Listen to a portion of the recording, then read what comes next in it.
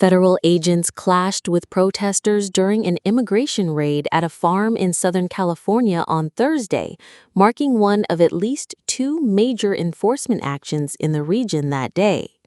The confrontation unfolded outside an agricultural site along Laguna Road in the Camarillo area of Ventura County. Eyewitnesses described scenes of escalating tension as protesters gathered at the site, where at least one individual was detained by federal authorities. Footage from the incident captured agents pinning a person to the ground.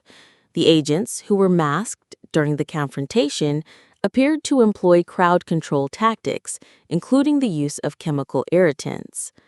A second immigration operation was reported in Camarillo, California, north of Ventura County. In response, the city's council convened a meeting Thursday to address growing concern over intensified immigration enforcement. The city had already experienced two similar raids earlier in the week. This surge in activity follows President Donald Trump's directive for immigration and customs enforcement officers to fully execute what he has called the largest mass deportation program in U.S. history. Earlier in the week, heavily armed federal border agents and U.S. troops descended on MacArthur Park in Los Angeles in an operation that largely yielded no arrests. The deployment involved 90 armed troops and 17 military Humvees, disrupting a children's summer day camp at the park.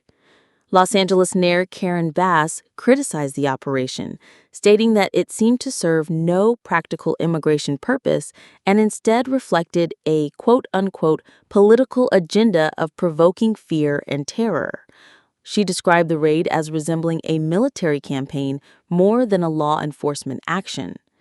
This incident is part of a broader federal initiative launched earlier this summer when President Trump ordered the deployment of approximately 4,700 troops to California under Title X, a law that permits the use of military forces to protect federal personnel and property.